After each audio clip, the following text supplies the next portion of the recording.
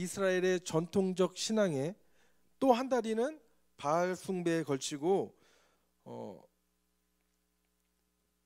있는 그 모습을 이제 비유적으로 그 모습을 표현한 단어라고 얘기를 하고 있습니다. 그리고 대부분의 학자들은 마치 다리를 저는 것처럼 무엇인가 확실하지 않고 흔들리는 모습을 보이는 것으로 해석을 하고 있습니다. 무엇이 되었든 엘리야의 눈에 비친 여호와 하나님과 바알 사이에서 갈팡질팡하는 그 이스라엘의 모습은 절름발이처럼 걸어가는 그 온전치 못한 모습이었던 셈이죠.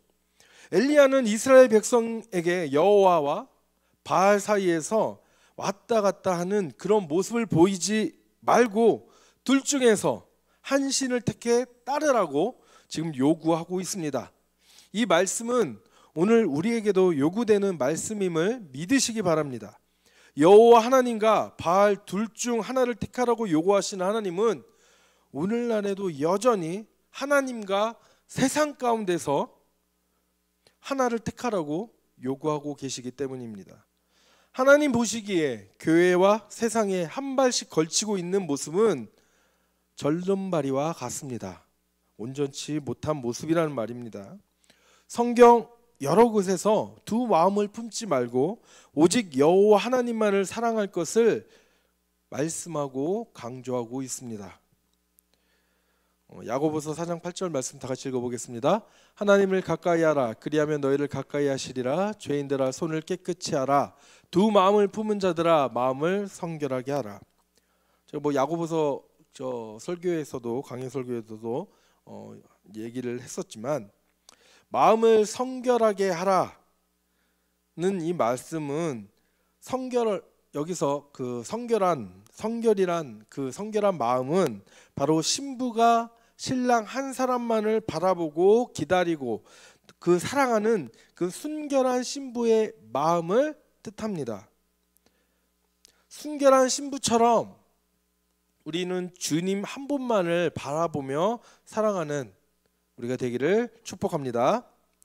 그런데 이스라엘 백성들은 엘리야의 요구에 대해서 단 한마디도 대답하지 않았습니다.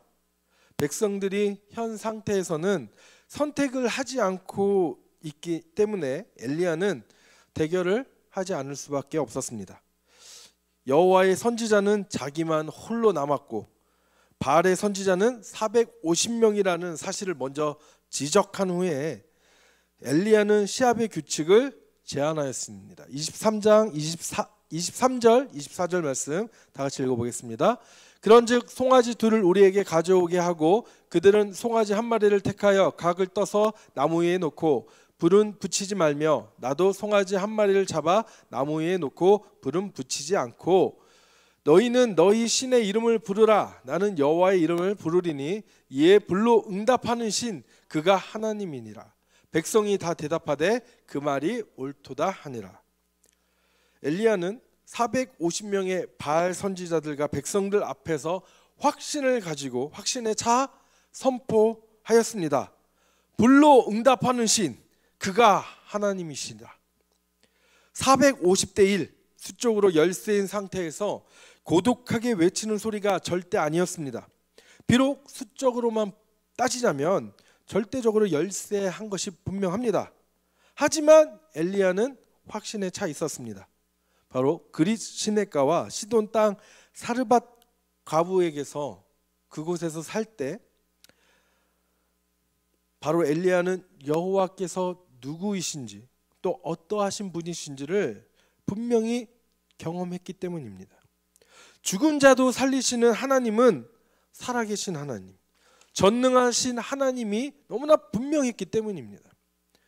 나는 여호와의 이름을 부르리니 그가 불로 응답하시리라.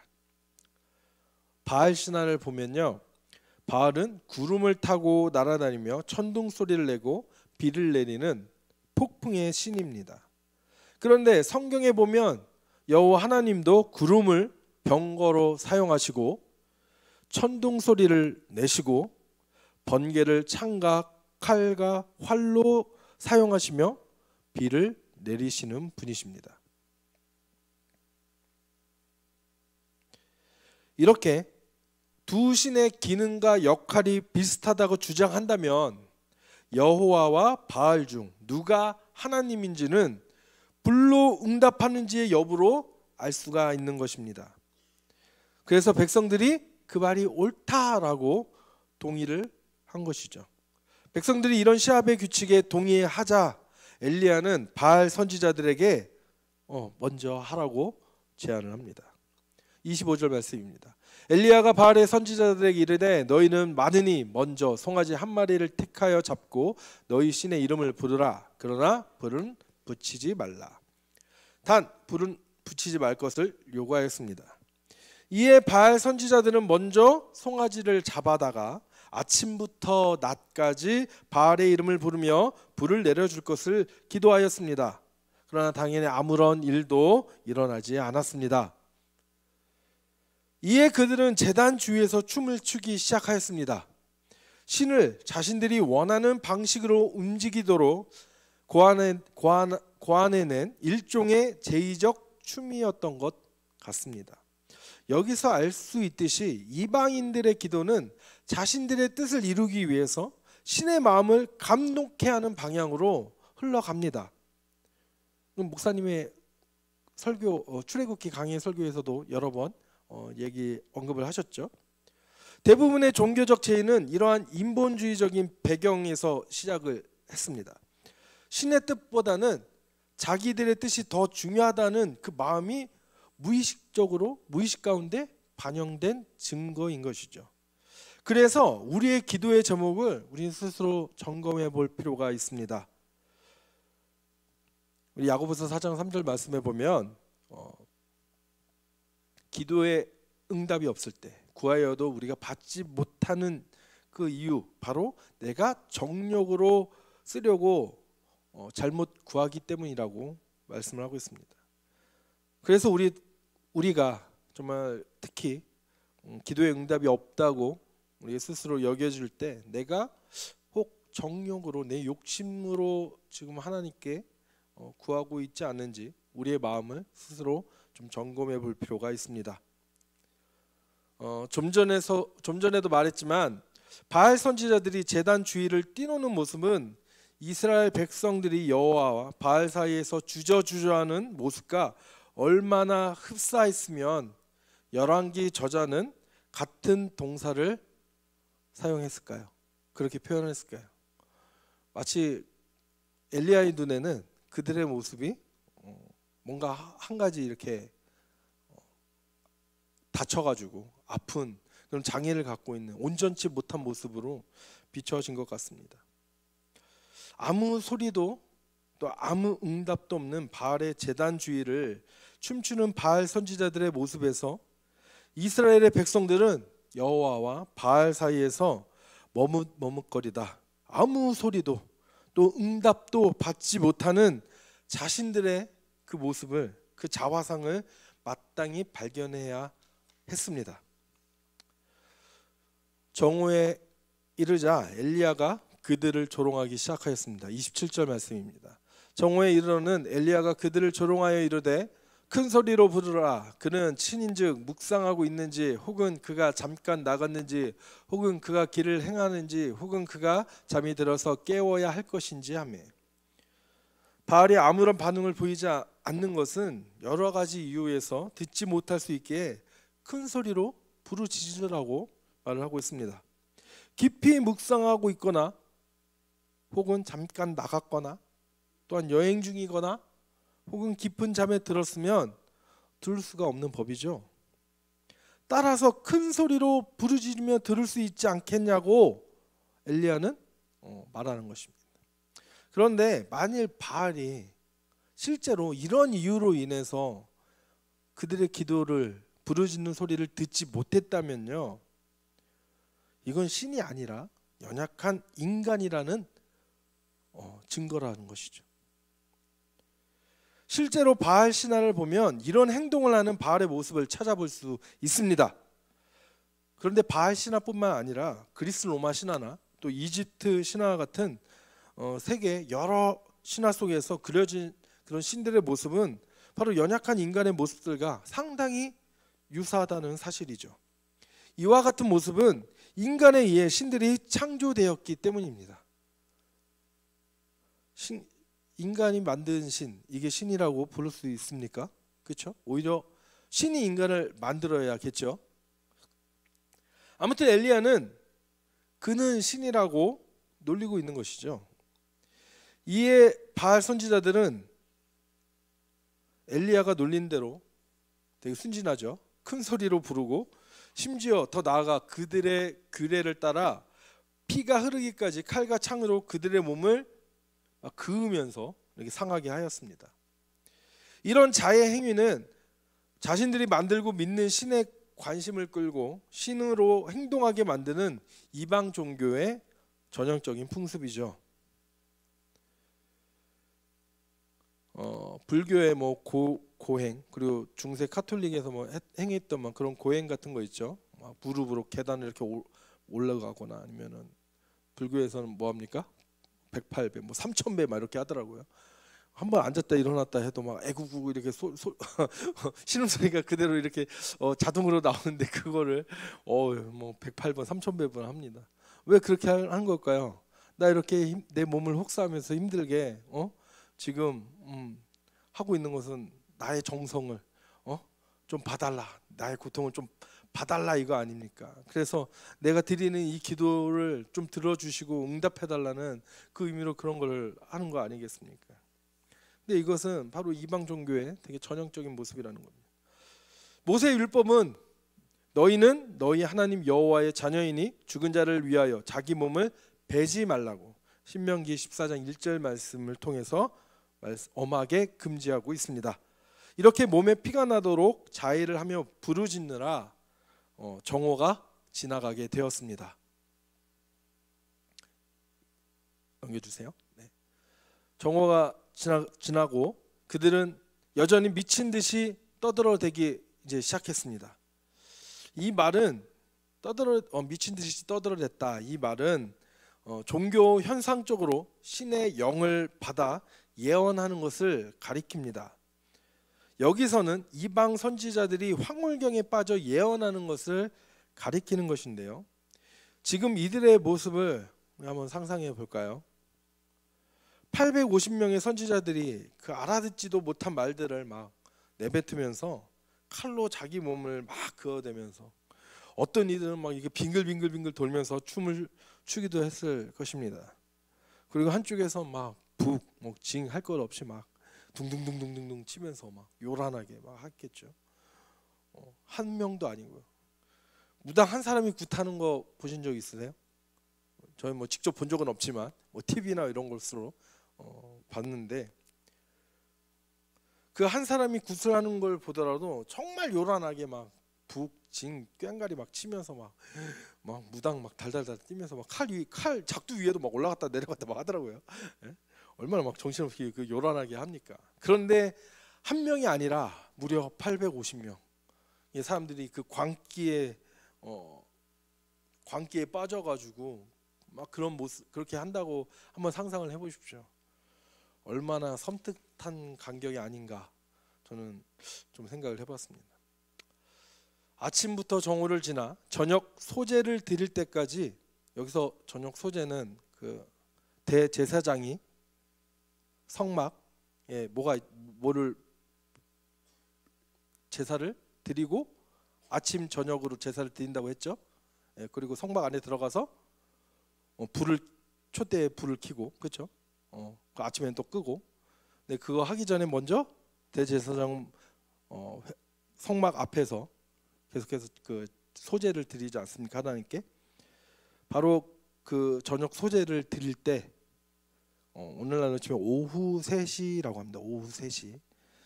그때까지 이들은 그러한 짓을 한 것이었죠. 그러나 바알은 여전히 아무 소리도 아무 응답도 또 아무런 관심도 그들에게 보이지 않았습니다. 그렇다면 바알은 불로 응답하는 신은커녕 어떤 소리나 응답이나 관심도 보이지 않는 허상일 뿐이라는 것이 드러나는 것이죠. 드디어 엘리야가 백성들에게 가까이 나오라고 한 후에 먼저 무너진 여호와의 제단을 수축하였습니다. 이 수축하다는 말은 뭔가 이렇게 보수해서 이렇게 새로 무너졌던 거를 이렇게 쌓는 거를 고치는 거를 수축했다고 하는데요. 왜냐하면 이스라엘 자손의 손에 이 아합의 시대에 그 이스라엘 자손의 손에 주의 제단, 즉 여호와의 제단이 헐렸기 때문입니다. 엘리야는 야곱의 아들들의 수를 따라서 돌 12개를 취한 후에 여호와의 이름으로 제단을 쌓기 시작했습니다. 그리고 물이 흐르고 차도록 제단 주위에 도랑을 만들고 송아지의 각을 떠서 나무 위에 이렇게 버려놓고 물을 번제물과 그리고 그 나무 위에 3번이나 붓게 하였습니다. 그러자 물이 제단 전체를 적시고 그리고 미리 파놨던 그 도랑, 제단 주변의 그 도랑에까지 물이 가득 찼습니다. 저녁 소재 시간이 되자, 즉 오후 3시가 되자 엘리야가 이제 기도를 하기 시작했습니다. 36절, 37절 말씀 다 같이 읽어보겠습니다. 저녁 소재 드릴 때에 이르러 선지자 엘리야가 나아가서 말하되 아브라함과 이삭과 이스라엘의 하나님 여호와여, 주께서 이스라엘 중에서 하나님이신 것과 내가 주의 종인 것과 내가 주의 말씀대로 이 모든 일을 행하는 것을 오늘 알게 하옵소서. 여호와여, 내게 응답하소서. 내게 응답하소서. 이 백성에게 주 여호와는 하나님이신 것과 주는 그들의 마음을 되돌이키심을 알게 하옵소서 하며, 엘리야가 여호와께 응답하실 것을 요청한 이유는 모두 4가지였습니다. 첫 번째는 여호와께서 이스라엘 중에 하나님이시라는 사실을 알게 해달라는 것이고, 두 번째는 엘리야는 주의 종이라는 사실을 알게 해달라는 것이고, 세 번째는 엘리야는 주의 명령대로 그 말씀대로 순종하여 하는 것이라는 사실과, 하나님은, 네 번째, 하나님은 이스라엘의 마음을 돌이키시려고 하신다는 사실을 이스라엘 백성들이 알게 해달라는 그 기도를 드렸습니다. 우리의 기도도 이런 기도가 되어야 할 줄 믿습니다. 아멘. 엘리야의 이 기도를 여러분 기억하시고 여러분들이 정말 다른 영혼들을 위해서 기도할 때 이 기도의 제목을 가지고 같이 기도했으면 좋겠습니다. 할렐루야. 내게 응답하소서. 여호와여, 내게 응답하소서. 그러자 드디어 반응이 나타났습니다. 38절 말씀입니다. 이에 여호와의 불이 내려서 번제물과 나무와 돌과 흙을 태우고 또 도랑에 물을 핥은지라. 하늘에서 불이 떨어졌습니다. 그래서 그 번제물만 태운 것이 아니라 그 나무까지 태우고 그 제단의 돌과 흙과 그리고 또 물이 가득 차 있던 그 도랑의 물까지 모두 그 불이 핥아버렸습니다. 엘리야가 제시한 그 시합의 결정적 요소인 이 여호와의 불이 이 번제물에 떨어졌습니다. 불로 응답하시는 분이 여호와이심을 아주 극적으로 이스라엘 백성에게 보여주신 것이죠. 이제야 백성들은 여호와 하나님 앞에 나와 엎드려 경배하며 외치기 시작했습니다. 39절 말씀 읽어보겠습니다. 모든 백성이 보고 엎드려 말하되 여호와 그는 하나님이시로다. 여호와 그는 하나님이시로다 하니, 여호와께서 불로 응답하시는 신이심을 보고 나서야 그때서야 백성들은 여호와 그는 하나님이시도라라며 경배한 것입니다. 이에 엘리야가 백성들에게 바알 선지자들이 도망가지 못하도록 하라고 하자 백성들이 그 즉시 그들을 모두 잡았습니다. 불이 떨어지자마자 놀랬겠죠, 바알 선지자들은. 그래서 혼비백산해가지고 막 정신없이 막 하고 막 도망치는 사람도 있을 테고, 아직 여전히 그 황홀경에 빠져가지고 지금 무슨 일이 벌어졌는지도 아직 상황 파악도 못하고 혼자 해롱해롱 거리는 사람도 있었을 것이라고 저는 생각을 합니다. 아무튼 그 모두를 잡아다가 이제 기손 강가로 끌고 가서 거기서 모두 칼로 쳐서 그들을 모두 죽여버렸습니다. 그 후에 엘리야는 아합에게 올라가서 먹고 마시소서, 큰 비 소리가 있나이다 라고 말을 하였습니다. 엘리야는 아합에게 여호와께서는 불로 응답하시는 분이심을 보여주었죠. 그렇다면 이제는 아합이 그토록 바라던 게 뭔가요? 비가 내리는 것. 바로 아합이 그토록 바라던 그 비를 내리시는 분, 주관하시는 분이 바로 여호와 하나님이시라는 것을 이제 보여주어야 할 때가 순서가 된 것이죠. 엘리야는 비가 내릴 기미는커녕 하늘에 구름 한 점 없는, 한 조각 없는 그때에 이미 그는 큰 비 소리를 듣고 있었습니다. 따라서 아합에게 올라가서 먹고 마시라고 한 것이죠. 이제 기근의 때가 끝났다는 것을, 끝났음을 선포한 것입니다. 아합이 엘리야의 말대로, 선지자의 말대로 먹고 마시러 올라간 사이에 엘리야는 갈멜산 꼭대기로 다시 올라갔습니다. 그리고 얼굴을 무릎 사이에 넣고 땅에 꿇어 엎드렸습니다. 엘리야는 홀로 하나님과 대면하는 그 고독한 장소로 올라가 간절하게 비가 내릴 때까지 이런 자세를 유지하면서 기도하였습니다. 성경에는 그가 어떤 기도를 했는지 기도의 내용이 나오지 않습니다. 어쩌면 18장 1절의 말씀을 확신함으로, 내가 비를 내리겠다라는 여호와의 말씀을 확신함으로 그 어떠한 간구도 하지 않았을지도 모르겠습니다. 아무튼 엘리야는 사환에게 시켜 바다 쪽을 바라보라고 하였습니다. 사환이 올라갔다 와서는 아무것도 없나이다 라고 말을 했죠. 이렇게 하기를 몇 번 했나요? 네, 7번 했습니다. 그래서 7번째 이르기까지 아무것도 보이지 않았지만 7번까지 징조를 확인하며 그는 계속해서 기도했습니다. 바로 그러한 엘리야의 모습을 한번 상상해 보길 바랍니다. 기도 그 전에 나왔나요? 기도의 모습은? 네. 7번째 이르자 드디어 바다에서 사람의 손만한 작은 구름이 일어나는 것을 보게 되었습니다. 이 소식을 사환에게 들은 엘리야는 일어나서 아합에게 비에 막히지 않도록 마차를 타고 내려가라고 알려주었습니다. 44절 말씀 읽어보겠습니다. 7번째 일어나서는 그가 말하되 바다에서 사람의 손만한 작은 구름이 일어나나이다. 이르되 올라가 아합에게 말하기를 비에 막히지 아니하도록 마차를 갖추고 내려가소서 하라 하니라. 그리고 드디어 하늘이 캄캄해지며 큰 비가 내리기 시작했습니다. 45절 말씀입니다. 조금 후에 큰 바람이 일어나서 하늘이 캄캄해지며 큰 비가 내리는지라. 아합이 마차를 타고 이스라엘로 가니. 엘리야는 물론 아합에게 구름과 바람과 큰 비보다 큰 기쁨은 없었을 것입니다. 여기서 얼마든지 이야기는 끝이 날 수 있었는데 그 후에 일어난 이야기는 아주 그 감동 자체입니다. 46절 말씀 읽어볼까요? 여호와의 능력이 엘리야에게 임함에 그가 허리를 동이고 이스라엘로 들어가는 곳까지 아합 앞에서 달려갔더라. 갈멜산에서 이스라엘로 들어가는 곳까지는 26km나 되는 아주 먼 거리입니다. 엘리야는 여호와의 능력에 힘입어 허리를 동이고 그 거리를 아무런 운송 수단 없이 마차 앞에서 달려나간 것입니다. 저렇게요. NIV 스터디 바이블은 이 감동적인 모습, 엘리야가 마차 앞을 아합 앞에서 힘차게 달려나가는 여호와의 능력이 감동되어서 달려가는 그의 모습을 이렇게 해석하고 있습니다.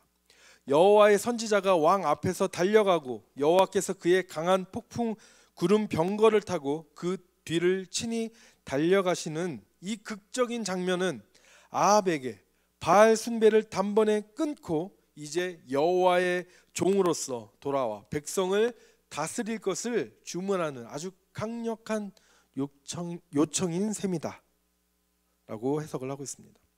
오늘 본문인 18장에서 중요한 것은 여호와께서 불로 응답하시는 능력과 권능에 전능하신 하나님이시라는 사실일 것입니다.